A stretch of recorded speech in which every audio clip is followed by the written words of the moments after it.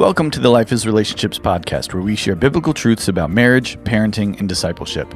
The desire of CTCI is to see individuals and families restored in their relationship to the Father, and for them to be empowered to have thriving, godly relationships that impact the communities around them. Hey guys, welcome back to the next episode of the Life is Relationships podcast. Today we have Casey and Erica Wilson joining us, and we're going to dive into some really deep topics that have just continually grown in intensity and polarity within our culture. And we recognize up front that really anything that we say, we're not saying we're the professionals about. And we also recognize areas where the church has done, Big C Church, has not always navigated this topic well. But Casey and Erica, welcome to the podcast. Thank you so much, JJ. JJ. Let me do it again. It's all right. No, it's fine because, it's okay. I know that you hang out with JJ a lot, so it's fine. I said AJ. But so today, we recognize in today's culture that there is a lot of conversation about sexual identity, sexual attraction, sexual orientation, and we're not necessarily going to get into all of the details about this because it is a tricky situation. Well, it can be tricky because there are so many aspects and so much of these conversations are really relational with an individual. But what we want to focus on today is what is our Christian response when walking through life and encountering people within the LGTBQ community? How do we love them well? How do we walk through this with other believers? And so that's kind of where we're at, because we're in a time where there are people that will say, I'm not a biologist, I don't know. And Casey, I think you were going to mention something about that. But there's men are created as men, women are created as women, but then there are those that identify as the other, those that are identify as trans, and those that are attracted to the same sex. And so what has been some of your observations about what is happening culturally right now? Sure. Thank you, AJ. This is it's a subject that's close to heart. I mean, this is something that every one of us, either we know someone personally that's struggled with this. We ourselves at some point have struggled with gender and sexuality and gender fluidity and sexual desires. I mean, we've all had those emotions go through us and the curiosity that runs through our mind. Now it's something that's saturated the culture and it's everywhere. I just showed up at my kid's school the other day. It's a small, it's the undergrades. It's kindergarten through fifth grade, and they decided to put a big old rainbow bench in honor of Pride Month next month right at the front door, and so now this is just, it's saturated everything, and so I know it's something that as Christians we have to be winsome, we have to be wise, we have to be truthful and honest about it. And I think I'll just say this up front, and this is where I'm coming at in this whole conversation. There's sympathy, there's empathy, there's compassion. Sympathy that I could know what you're going through, that I could understand it, right? Empathy that I feel what you've been through, I know what that's like. Compassion is something completely different. And I would say that Jesus comes to bring compassion in a situation like this, not sympathy or empathy. Our culture wants us to be highly sympathetic of these kind of ideas and concepts. I mean, that's what's going on with my school. The world around us wants us to feel and relate and emotionally connect with those that have curiosity and emotions that are running wild and sexual desires that are going here and there. But Jesus, in every way, comes to correct and guide. Compassion is the ability to come in and change. Compassion isn't that I relate with you and I know what you're going through. Jesus came, he was compassionate because he had the right answer. And he knew what we needed, and he came to give us that need. And so I think Eric and I would love to try to be compassionate here. That's not to say that we don't want to hear your stories or love on you or relate to you. Absolutely. But if that's as far as we're willing to go, is just to hear a difficult story and hug you as you struggle through this, I don't think we've done what a Christian is called to do. A Christian is called to point you to the North Star. It's called to point you to Jesus. He's the way, the truth, and the life. And so compassionately, we want to try to point you in a direction that would bring change in that situation, I can't think of a more painful scenario than to be confused about who I am at my core. That has to be one of the most damaging things in the world, is to be unsure about whether or not I'm a man or I'm a woman, and who I am, and did God make me, and why did he make me like this, and what was I made for?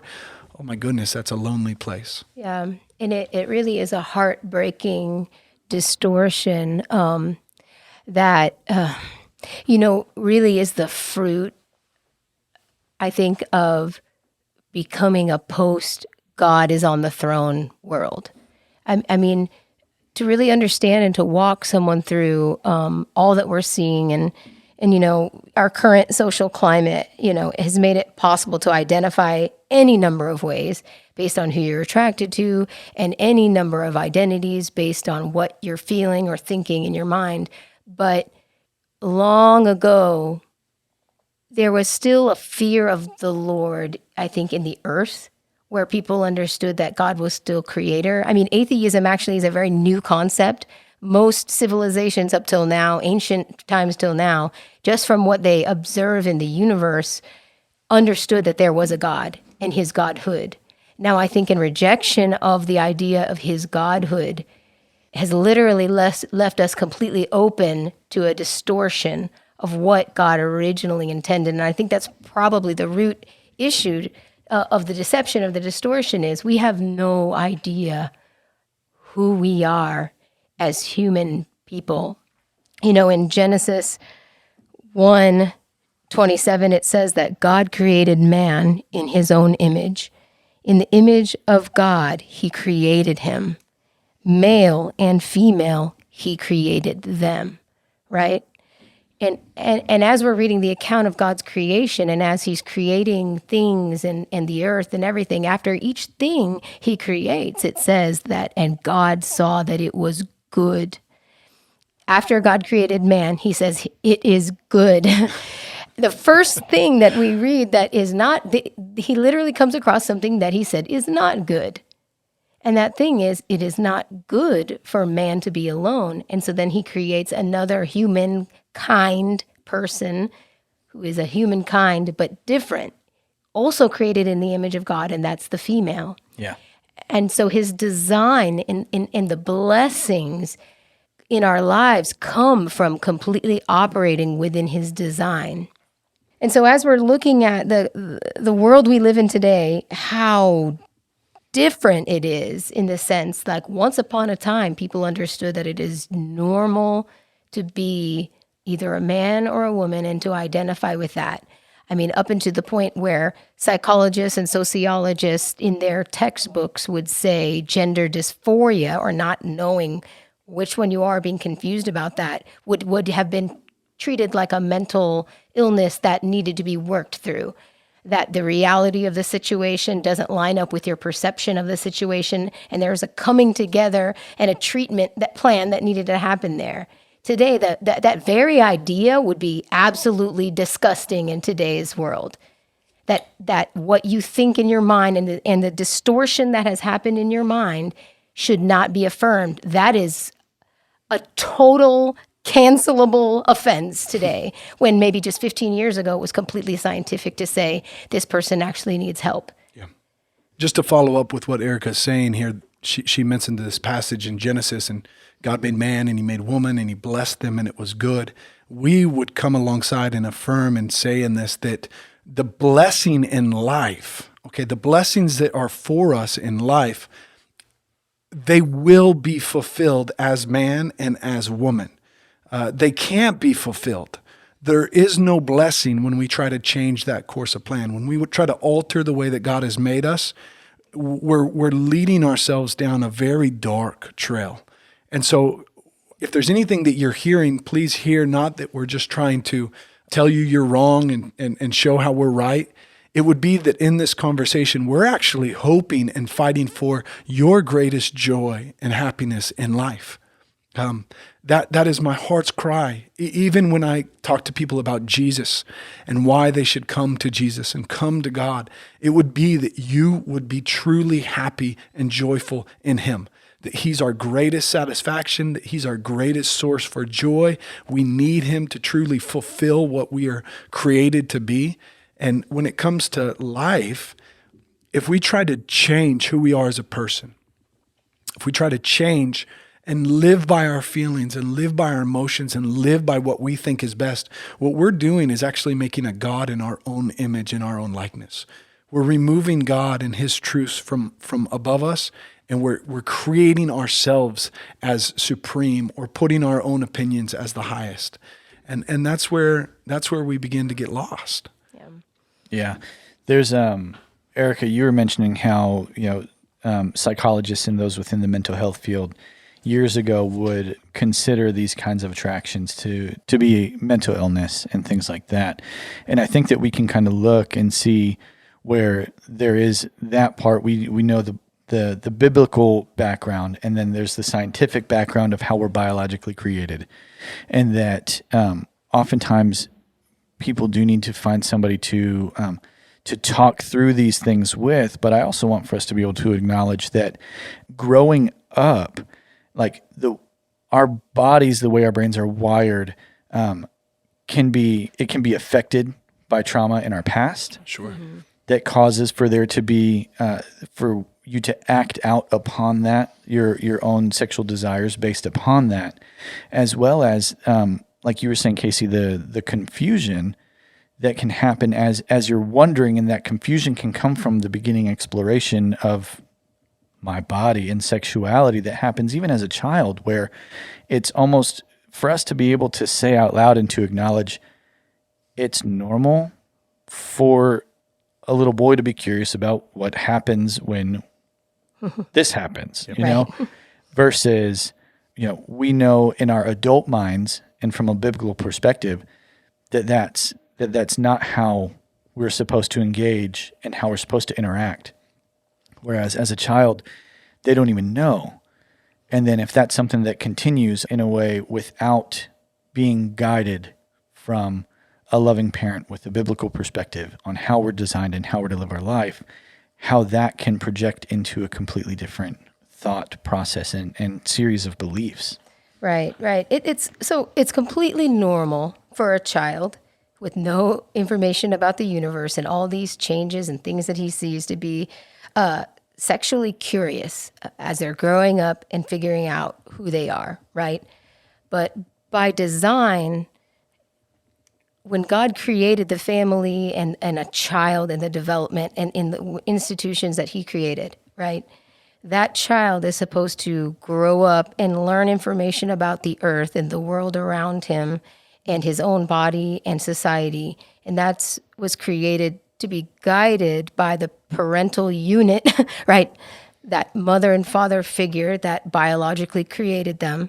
And that child doesn't have the hormones and full understanding of how to work within those hormones. And so he looks to an example. I mean, you see this in the animal kingdom. How does a baby animal learn to hunt? How does a baby animal learn a lot of the behaviors are learned behaviors by observing a parent do those very same things, right? We are supposed to learn by following the example of the older parental unit we're watching, right? And so where we learn how to be a man and what he does and how he works within the framework of the human, beautiful creation God created has to be learned from a man. And the same, a woman is created in the image of God for her wonderful and beautiful purpose. And then a woman child grows into the understanding, but you have that guidance as you grow, right? Nothing happens in a vacuum, okay? We know that biology does not determine everything. You also have to have a nurturing to go with that biology to understand how to exist and flow in a healthy way with the biology you're given. Yep. Now the problem, distortion begins when the person guiding you has now a distorted view of the way you should be, or a distorted society now starts introducing you to things that are not normative, right? And they become, quote unquote, normal because it's It's presented to you as a normal and viable option. Yeah.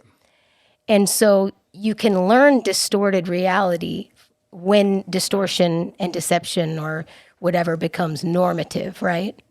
I say deception because I'm not saying that people are purposely deceiving other people, but I'm saying that there is a spirit at work here, a spirit from the enemy who hates humankind, who does not want us functioning under the blessing of God. Right. And it's his deception, and we are the deceived ones if we're not careful. You know what I mean? So I'm not saying that, we're deceiving others and thinking that, but there is a distortion that happens when our experiences now cause us to start thinking about changing God's truth to fit our experience. Yes. So say, for example, that I'm a woman and I grew up and I was raised and nurtured to believe I'm a woman and I should also be attracted to men. But somehow in my experience, I either experience a hurt or an abuse from a man.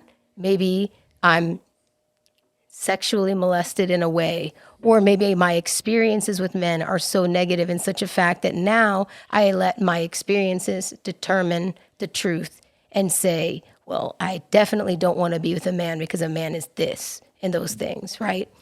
I'm not basing my reality now on biblical vision and God's intention and the beauty of it. I'm allowing that experience now to determine for me what's true. Right. And when we lose God's sight, then we're only left to either our experiences or the models or the normative vision that society has casted for me. Right. We see that your parental example plays out.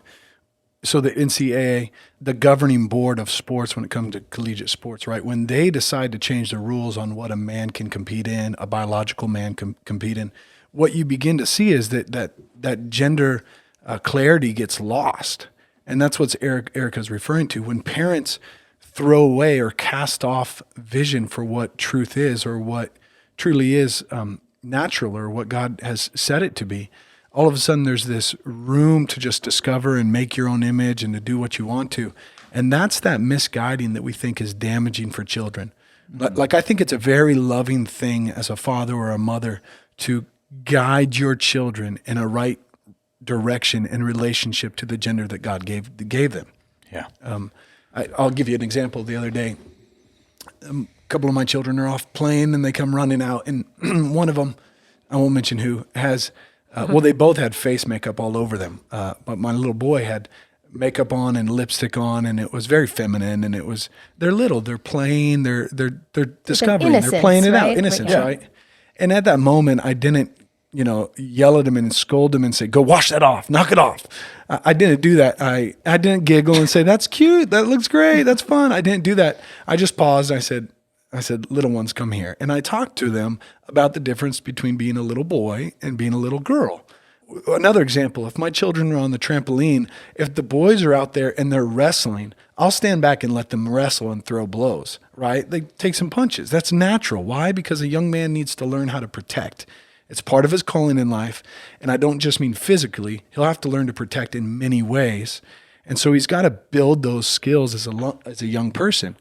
Well, if my little boy and my little girl get on the trampoline and they go at it, I'm not going to let the boy wail on the girl. And no good mother or father would let that happen. Right. And we can recognize those truths when it comes to gender. And that's what I'm saying, is that we should recognize those and support natural direction when it comes to raising our children or encouraging them to grow in a way that will cause the blessing we referred to in Genesis chapter 1 that God has ordained for both man and for woman. They're a complement to each other. They're not a competition. Yeah. And I think one thing that I want to make sure that we hit on before we go today is that we're not sitting here trying to say that someone that has a same-sex attraction is some, horrible person, or is that they're people that we shouldn't be involved with and things like that. That's not what we're saying, because I think oftentimes in the church today, Big C, is that there's almost like this hierarchy of sins and what's worse than another. But the truth of it is that homosexuality is no different than adultery, is no different than lying, is no different than stealing. It's all sin. And when we can kind of remove that hierarchy of big sins versus little sins and recognize it as everybody struggles, and how are we going to walk through life with this person in the state that they're in, I think it can be really helpful for people as they go through life and come across things of whatever they might be struggling with. Right. What's one or two things that you guys would encourage somebody today with that maybe they're realizing or they have known for a while that this is something that I'm struggling with, but I don't feel like I can talk to anybody because I feel like I'm going to be rejected by my parents or the church or something like that, and how we want to encourage them in that Jesus loves you and we are walking alongside you, and there is a greater truth for you. Yeah. I have a great deal of compassion over people who have gender dysphoria or distorted sexual attraction, because really this age and this generation has really been led captive by a lot of the work of the enemy. Eve took of the fruit because she was deceived. Yeah. The enemy literally had her believing that she could have joy, she could have fulfillment, she could have wisdom, she could have, it was good to the eyes, and it was good for food, and it was good for making her wise. And the enemy literally had her believing that she could do that outside of the wisdom and knowledge of God. And in the same way, the enemy has us all deceived into thinking that. And then that lie and that deception has us chasing things in life. And I think one of the greatest victories, I'm going to say lowercase v, because I know that the Lord gets the end, he gets the end victory. But one of his small victories has been that he has tied our sexuality to our identity. Yeah. And our identity does not lie there. Our identity is what the Lord says our identity is, in that he created us as man and woman for his purpose. And though sin has entered the world and we actually operate from a fallen nature, not a perfect nature, a flawed and fallen nature, but because he loved us, our spirit, our real identity, so much that he sent his son, now he allows us to become who we really are, right? And so I have a great deal of compassion because we've lost sight of that identity. And so I would say, as we come alongside those who struggle with these things, we really ought to come in the spirit of 2 Timothy 2, right? First of all, we need to rightly be able to divide the word of truth. We need to know what the Lord says about identity, gender, man, woman, and really strive to not let our understanding about those things be driven by our experience and what the spirit of the age is telling us, but we really need to ask the Lord and understand and divide through his word what those things are. And then secondly, we've got to avoid the quarreling. In 2 Timothy 2, it says in verse 24, "And the Lord's servant must not be quarrelsome, but kind to everyone, able to teach, patiently enduring evil, correcting his opponents with gentleness. God may perhaps grant them repentance leading to a knowledge of the truth, and they may come to their senses and escape from the snare of the devil after being captured by him to do his will." And so that's the spirit in the heart that this whole thing has to be presented. Their sexuality is not their identity. We know that. Yeah. They need to know that. And if we reject them because of that sin, you're rejecting the identity. You're falling victim to the same deception. Yeah, and this is, I would just say, yes, sins are on a field of equality, like you said in the beginning, but there are definitely sins that are more harmful to culture than others, much more damaging. Yeah, much more painful. And what I would say is that when culture approves of the distortion of gender, when it changes, allows us to change, what we're actually doing is completely denying who God is and what he's designed and what he's made. We're saying that God didn't create us rightly, that he created us and now we have to change or figure it out, that he didn't make us from the beginning, that we can actually create a better culture and a better society if we use our own wisdom and our own reasoning. And I'm just here to say that that road is a very painful road. It's a very dark, very damaging, very hurtful, very, very painful road. There is a beautiful, full, blessed road that God has presented and given to us when we walk in his boundaries and when we value what he has given to us. And so we want to encourage what we know is a blessing to people in this. We want to point you back to God. We want to point you to a God that cares intimately about who you are and why he made you, wonderfully made you the way that you are.